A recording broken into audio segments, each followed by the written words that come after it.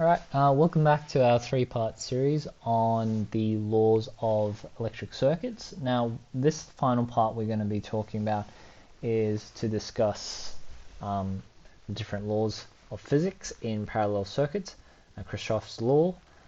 So let's dive into it. Now, we already talked about what parallel circuits are. We said that it's two separate pathway loops. What we're going to look at is how to work out the total number of the current total in the circuit, and then also the voltage and also the resistance. So what you can see here is our first conclusion is the total current going through a circuit in a parallel circuit is the total current that's moving between each circuit component.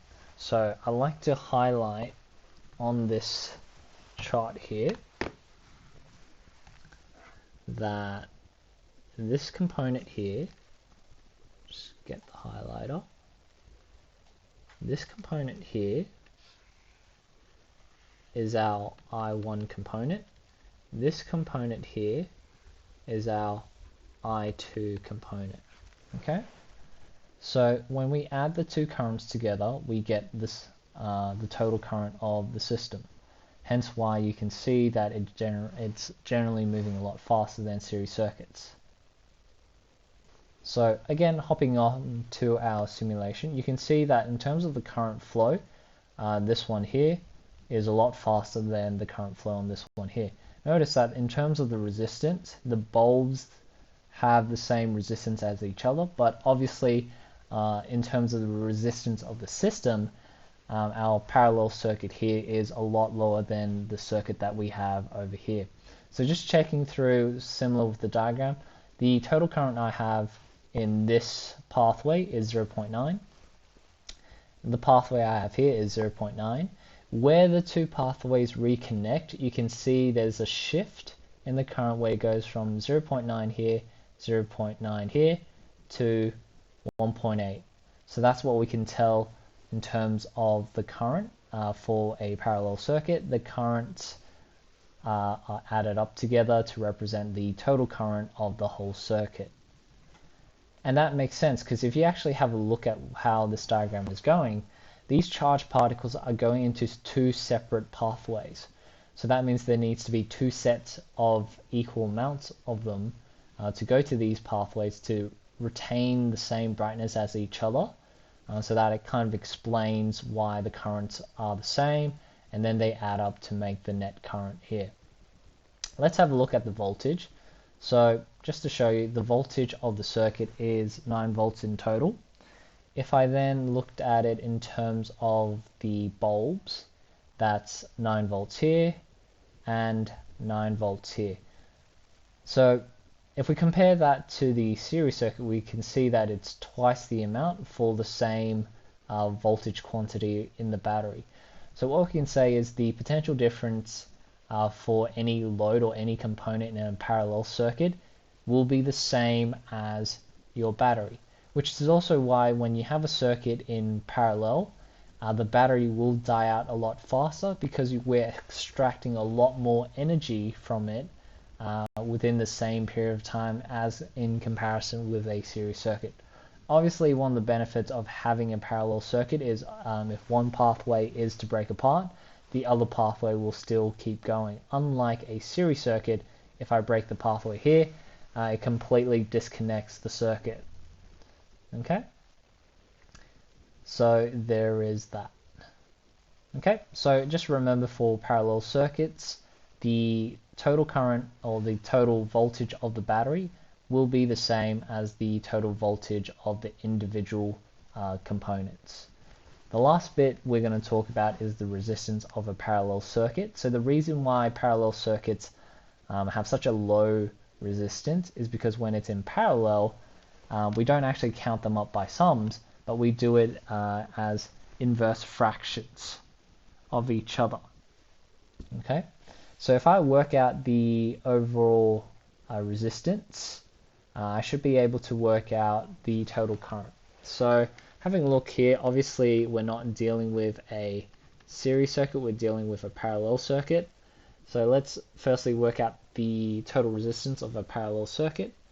So resistance parallel is equal to, if you recall, it was 10 ohms for one of the lamps, and then it was also 10 ohms for another lamp. So overall it was,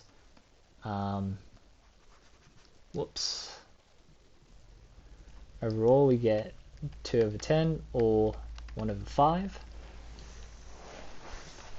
which means that if I inverse the equation around, the total resistance parallel was only 5 ohms. Now you compare that to our series circuit using the same settings, that was 20 ohms. So that was a lot higher. I know that the total voltage of that circuit that I had was 9 volts. If I have current, I know that the resistance is 5, so 9 over 5. So the total we got was 1.8 amps, which is consistent to what we're seeing in this diagram here. So that kind of explains all that you need to know when it comes to resistance in parallel circuits. Okay, so what we want to work out now using this diagram here is the circuit current, the current flowing through each resistor, potential difference, yada yada yada. So let's actually start by working out the total resistance in the circuit. You don't have to do this in alphabetical order. It is rounded off. So we have 1 over 3, 1 over 6. Okay. That gives us 1 over 2, which means our total resistance is 2 ohms. The circuit current will be, in this case, I equals to V divided by R. So we have 12 divided by 2, so 6 amps in total. What's the current flowing through each circuit? Remember, they are the sum of each component. Now you can see here we have, so you can obviously use Ohm's law to work it out, because we know that each of these will have the same voltage, okay? Or you can just work it off by ratio. So if I know that the total amount is 6 amps, and this is twice the amount larger than this, then the most appropriate ratio we have here is 2 to 4 amps, like so. The potential difference across each resistor is, like I said, going to be the same as our main voltage. So there's that, and obviously D is given to you as an answer. So that wasn't too bad. Obviously, once you get into the habit of doing these calculations, they become a lot more straightforward. Okay, next one we have here, again, the exact same type of question.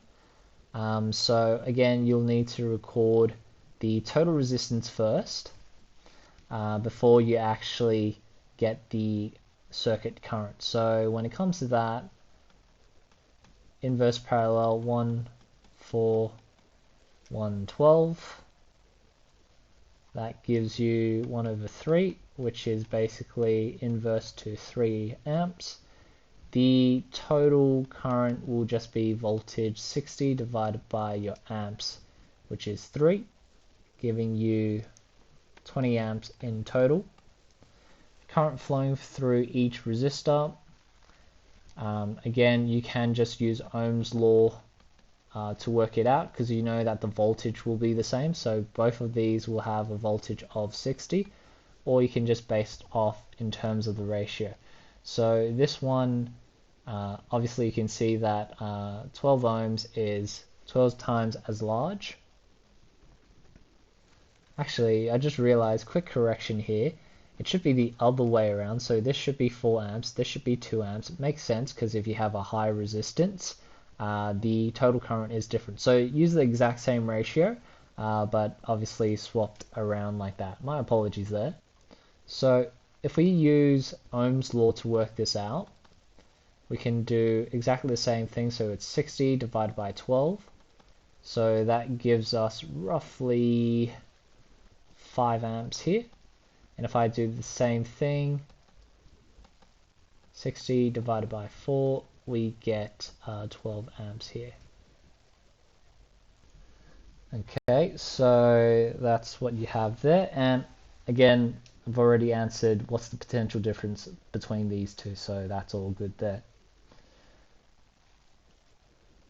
Okay, so just a last little conclusion point for everyone is obviously to remember the rules when it comes to solving these calculation questions of current, voltage, and resistance in series and parallel circuits. So we know that in series, the total current is going to be the same for your battery source or the main source, and also any other components of the circuit. The total voltage is added up from the potential difference of each component.